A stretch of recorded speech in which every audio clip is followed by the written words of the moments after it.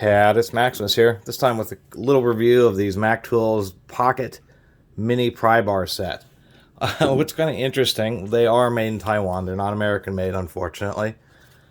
These are a pretty recent tool, 2020. On the package it says two-piece pocket screwdriver set, but when you go on their website and look up the PN2C, it lists it as a mini pry bar, so bit of inconsistency there. Especially when the truck price is $28, $14 each for these things. And they're not even American made. Not that there aren't tools, awesome tools made in a variety, many different countries.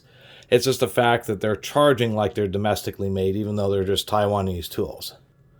Just a little bit gougy. Anyway, I picked these up off of eBay. I don't buy much stuff off of eBay. When I saw these for like $18 shipped and then saw that they're 28 bucks, I went ahead and went for them.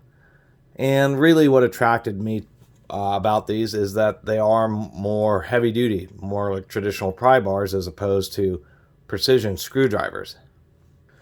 To make an example, actually these are all American made. I got an Exolite, one of the old rigid USA ones. This is a J&H. So this is what the tips on, precision screwdrivers would look like. And they're just made for high access, although you don't want to use these for much in prying duty because of this. There just isn't a lot of meat. You can see that they have a long, thin taper. That would be the difference, say, with what they're calling us, or what Mac is calling a slot head here. Is you can see that taper is just much steeper than, say, these types of screwdrivers. If I can get that rotated sideways. Really thin. This has a much thicker cross section and then a really thick square beam, and that's what attracted me to them. Plus they're pretty stubby. I certainly ruined lots of precision screwdrivers using them as little pry bars, and the tips just aren't made for that. They're made for getting into thin and small screws and making small adjustments. But besides some of the criticisms, I do like them. They are rigid. I have to put these in a vise, but I can tell you that these are pretty stiff. They are using a hardened, good quality steel, because even just these little 1/8" squares are really pretty rigid. And these things are great for situations a lot of times involving releasing and dealing with wire terminals. I shouldn't say terminals, I meant wire connectors, because so many times they are just, the little plastic clips are really tough, and that's one of the places I bent those precision screwdrivers. So that's what really attracted me to these, is just having really small but still pretty worthy and pretty strong pry bars. Do like the little shallow angle. I think they could have put just a little bit more of a bend on this offset one, but that's a kind of a minor preference thing. And then the straight one is of course straight.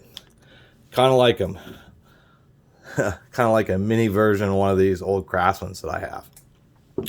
Anyway, and they're my new smallest pry bar as far as actual purpose built as a pry bar. My old one was this Snap-on S6004. They do have a pocket clip, and so that a lot of people will like that, just because they're convenient. For me, it's just a little annoying using them, and so I am going to end up detaching those pocket clips. And it'll be a good opportunity to see exactly how well these things are actually. Oh, they're just kind of staked into the plastic of the screwdriver. That's a little disappointing, because you're going to have these in your pocket and maybe you'll have them on the outside. You'll catch them on stuff.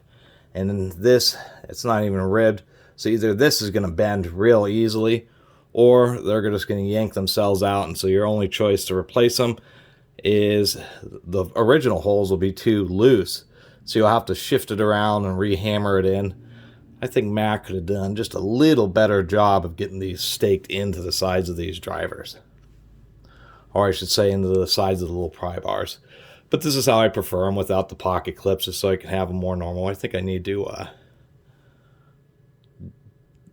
do something about that little bump of plastic. There we go, got that flattened out so they're more comfortable to use. I do like the texturing on the handle. It's not just smooth, so that texturing does usually offer a bit of extra grip.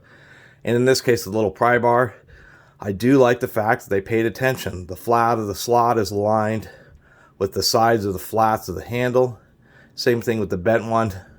It's actually pretty important, and I'm glad they did pay attention to that. And in this case, I like, when they're small, I do like the square handles because it just gives you a little bit better purchase when you do need to use little twisting motions. It also helps you get aligned. If you're like trying to get this into a latch on a wire connector and trying to lift it up, it's kind of nice to be able to hold it. Know you're holding on to two of the flats, so when you're pushing it in, you know that you're more like you're maintaining the angle more reliably than something that's round, where it would be a little bit easier for you to twist it and be battling, trying to get it in, not knowing if you're actually holding it straight. So I do like that.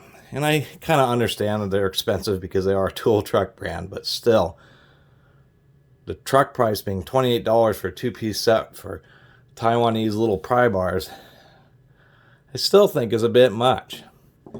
Anyway, I really appreciate everybody who's been watching and subscribing, and if you haven't subscribed, please do. Till next time, Catus Maximus out.